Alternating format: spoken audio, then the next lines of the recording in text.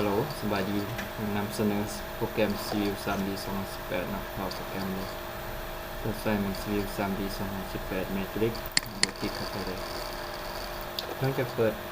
ขึ้นมาเรียบร้อยเนาะหน้าตาโปรแกรมจะเป็นอย่างนี้เราจะไปตั้งค่ากันเลยเข้าที่ Setting คลิกขวา Drawing Drawing Setting ตั้งโซนมันใส่เป็นโซนกับ4และทั้งใส่เป็น48ตรงนี้งานตัวนี้เป็นแมตเตอร์ตัวนี้จะเป็นตะขาวโอเคเลยในยุนั่นตะขาวเอาฟุตเขานะขอคอยที่ขวาสปอนเรียบคอยเขาด้วยคาExcel ของเราเบิ่งคา Excel เนาะให้เบิ่งคา Excel ของเราอยู่เดสก์ท็อปนะเสร็จแล้วตัวนี้นะไว้ลด ANC ว่าตั้งเป็นไม่ตั้งเป็น P ตัวนี้แมน E เนาะ1 2 4 6 7 P N E Z D P N N เป็นเทโต P N E Z D โอเคให้น้องจะปิดก่อนแอดโอเค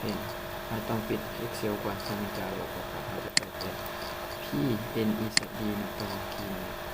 นะโอเคต่อมาแล้ว Set P Enter Set P Enter ขึ้นมาเรียบร้อยแล้วจากนั้นเราจะลบตัวนี้ออกทั้งหมดเลยได้แล้วคลิกขวาEdit Point Assign Control A Delete แยกแล้วก็จุดที่เราต้องการนี่นะหลังจากนั้นครับเอาสื่อจุดนี้ออกมานะครับคลิกใส่จุด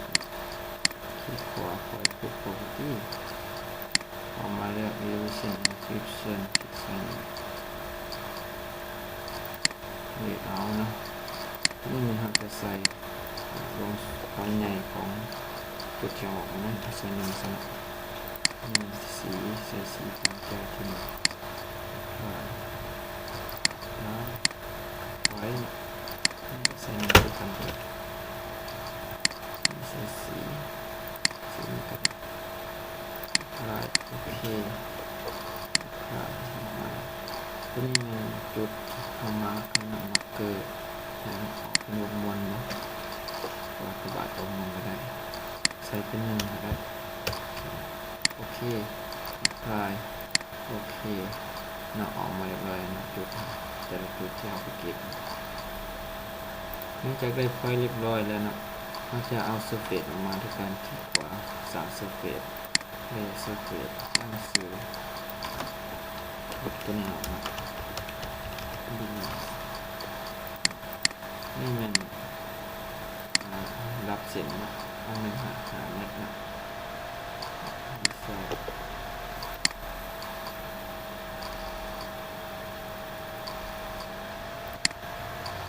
โอเคต่อนะแล้วจากนั้นจะไปเข้าเสื้อเฟซบางคนไปกดอีกบางคนเสื้อเฟซไปกดนะ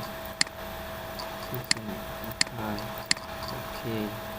เนาะเส้นของตัวของเรามาแล้วยังไงเราจะแก้ไขเส้นของตัวแบบคลิกเส้นเข้าไปที่เสื้อเฟซที่เหลือลายมันจะบทสมัครนั่นเองต้องไปเปิดเส้นนั่นก่อนเสื้อเฟซขึ้นมาก่อน Edit Surface Style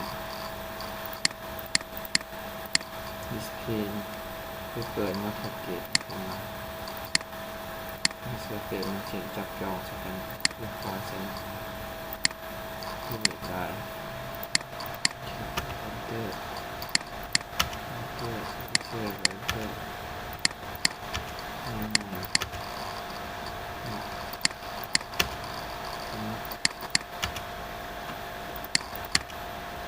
อคลิกด้านหางปรับแต่งสั้นๆ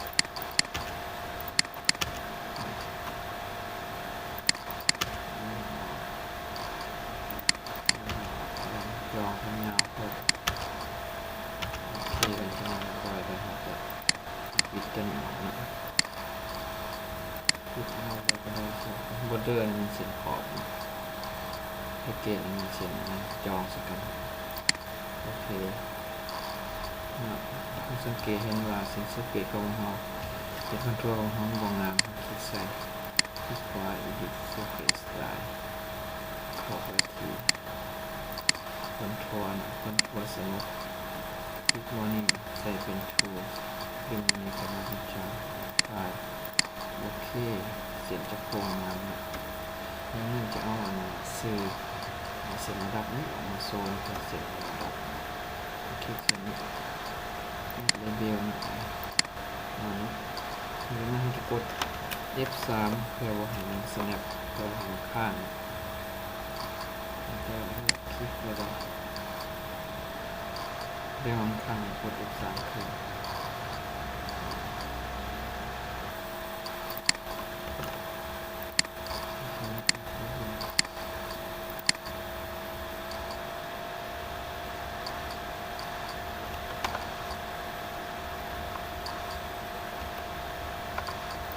คลิกตัวนี้กด F3 มันจะบอกข้างไปทางโน้นก็ได้โซนทางนี้โซนทางนี้ทางนี้ทางนี้เตอร์แล้วมาแก้หมอนนี่ออกลายของจะเสร็จตำแหน่งสองปกติ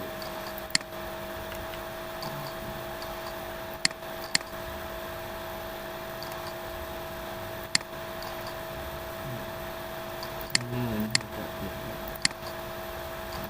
ผมแก้ไขตัวมาเกอร์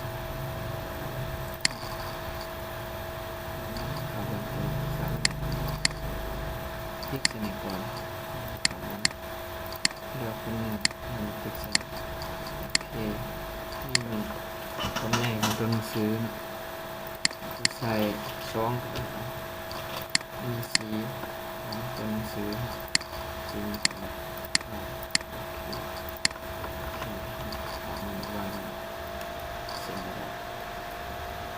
หลังจากได้เซ็นระดับเรียบร้อยแล้วเราก็บุกเขาอะไรมีหนัง3 เส้น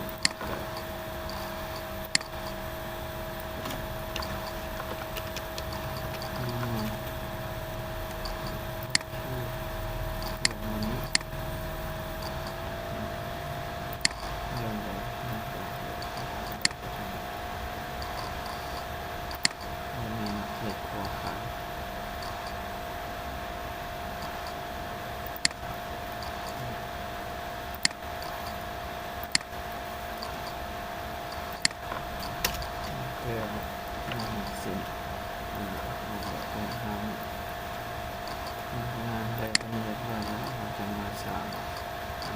โปรไฟล์เพื่อ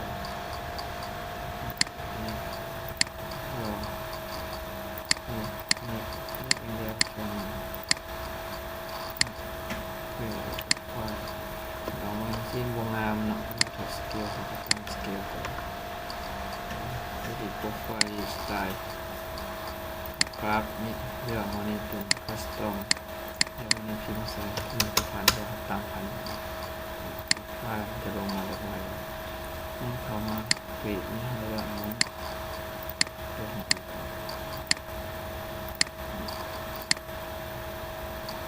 นี่ขอนะเราชอบตัวนี้นั่นมันใส่เป็น10เป็นข้างบนมันจะโซ่โซ่ทั้งผ่านทางนี้10เป็นเซิร์ชเอา1.8ได้ทางขวา10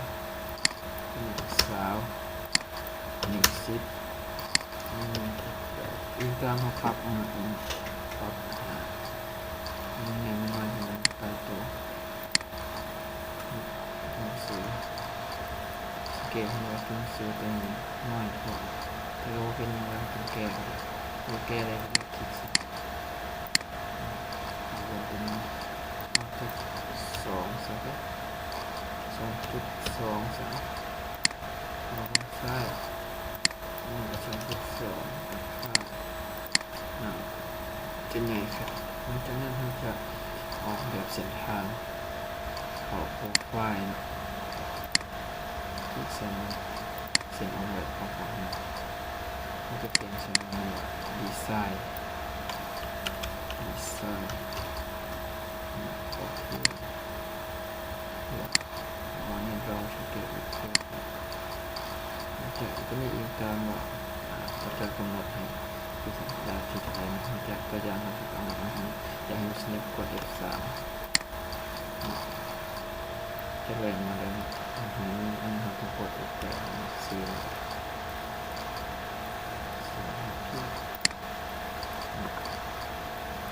หักออกมาเลยเซ็นเตอร์จะออกมาเป็นว่าทางแข็งออกแบบแสดงว่ามันจะทมขึ้น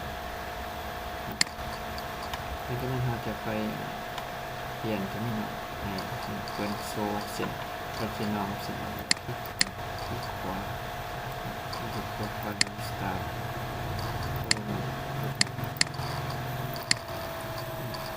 ที่คำว่านี้มาเลือกไฟล์2อยากเป็นตัวที่สายของหัวคิงไฟล์ตัวเลขข้างล่างจะเปลี่ยน4748แสดงว่าเพิ่มขึ้นโอเคสุดก็เนาะหลังจากนั้นเราได้โปรไฟล์แล้วเราจะมาสร้างหน้าทางออกแบบหน้าทางความยาวของเขาที่เป็นสัมบูรณ์ที่ใส่ซึ่งนี่เนาะโอเคที่เกษตรก็ได้ของเขาเป็นนี้อีกมันจะมีออกมาเป็นเลนคิดเลนก็เป็นอีกนะการนี้ซูเดอร์แบบทางที่จะเป็นสีแดงประมาณสลบมันดีไลท์แล้วก็ที่3มันคิดเส้นหลังจากนั้นเราจะมาทางการกว้างขวาแล้วก็ที่มาจะมีการแนวกำหนดวิดมันจะใส่เป็น4 เมตรนะตัวนี้จากนั้นจะมีสวิตช์ในต่างๆทางกับกำหนดตัวกว้างพอจากนั้นเราจะมากำหนดบาททางที่กำหนดมันจะกำหนดเอาแต่6 บาท 1.5 เมตรสลบมันจะใส่1.5 นะสังเกตว่าตัวนี้จะเปลี่ยนทางซ้ายขวาจะเปลี่ยนจะเดินเรียบร้อยสลบโอเคออกมาแล้วเขาบาทสลบของเปลี่ยนทางนี้กำหนดเก่าว่าบนพักแห้งตัวนี้ของกวางเราจะกำหนดมาแมน1.5เอาตามเขาเลยก็ได้นะตามนี้เลยก็ได้จากนั้นเราจะมา copy เสร็จหมดคลิกเส้นมันเลยเป็นคลิกเส้นกลาง3 สีแดงคลิกเส้นจะออกมาให้2 ทางออกมาหลังจากนั้นเราจะไปสร้างโคริดอร์เป็นหน้าตัดของทางเป็นหน้าทางของโคริดอร์นี้มีการรวมทุกอย่างเข้ากันดีมากนี่เอาตัวนี้ surface พี่น้องเลือกโอเคพี่บุ๊กกำลังสั่งนะครับหลังจากนั้นเรามาเบิ่งทางของแบบมีทางมาแล้วเดิมหลังจากเอ็กโคดอร์ทีหลังจากนั้นจะมาคลิกเส้นตัวสั่งเซอร์เฟซโคดอร์ของหน้าทางโคดอร์ property นะของนั้นให้เข้าไปเซอร์เฟซคลิกเส้นนี้นะมันจะเขียนจะ create เพื่อเรา surface ให้สร้าง surface ให้ทางคลิกเส้นนี้แล้วมาเลือกตัวนี้เป็นแบบตามบวก S คลิกถึงเส้นนี้ต่อตัวนี้ต้องเด้งนั่นของมาบนดารีคลิกขวาเส้นนี้ corridor exchange ของมัน apply rebuild corridor โอเค เควันนี้เอาได้นะครับได้สเปซของหาทางเรียบร้อยแล้วเนาะจะได้สเปซเรียบร้อยเขาก็มาสร้างซิมเปิลไลน์มันเสร็จอันนั้นขอนี้ซิมเปิลไลน์คลิกขวาบานโอเคเรียนซื้อใช่ไหมโอเคแล้วมาเรื่องนี้เป็น wiring of station ที่นี่คลิกโอเคไปเลยครับ enter บันนั้นออกมาแล้ว simple line มันเป็น section แล้วโปรแกรมเราจะแก้ออกมาคลิก simple line edit simple line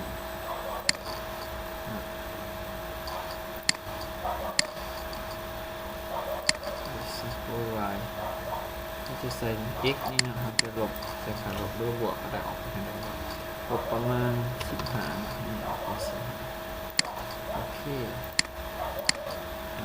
มาลบไว้จังลบไปเต็งเส้นทางนะหลังจากนั้นให้เฮามาที่ตรงนี้คือนะว่ามันทั้งที่alignment คลิกตัวนี้นำไปเรื่อยๆ alignment vino นะเป็นว่า simple line ปุ๊บคลิกนำไป SL simple line correction vino คลิกขวามานี่ property เข้ามานี่ import answer โอเคจะมี EG กับ datum นะขอตัว EG เลือกเป็น state vino ส่วน datum ใส่เป็นตัวยาวๆโอเคหลังจากนั้นเราจะมาเอา section ออกมาโชว์เขามาตัดมันเนาะ next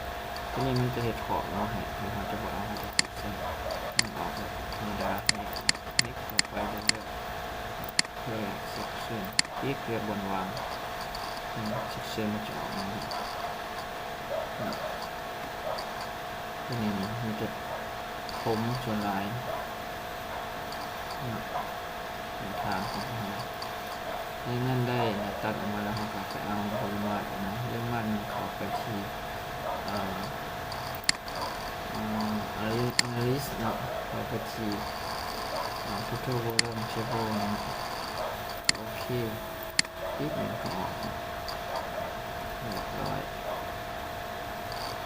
ลูกเตอร์เนาะถ้าว่าเราอยากเอาคัดอินฟิลออกมาโชว์อยู่บริเวณก็ได้เราสามารถคลิกใส่edit profile มีสไตล์ลองโปรไฟล์หรือโปรไฟล์เนี่ยออกมาตรงนี้มันก็แอดเข้ามาเพิ่มเนาะคัดโอเคแล้วก็แอดฟิลเดี๋ยวการแอดเข้ามามันจะมาเปลี่ยนเป็นงานเปลี่ยนเป็น0เริ่มจาก0เริ่มโปรไฟล์2จะมาเริ่มดีไซน์2ได้โอเคออกมาเรียบร้อยแต่ว่ามันออกมาแล้วโดยจากงานประดับให้งานตรงนี้ครับขอคลิกขวาโปรไฟล์ขวาบนพิมพ์จะมาเด็กบริเวณใส่เด็กเศร้าสักโอเคมันจะเปลี่ยนเป็นฟิวเศร้า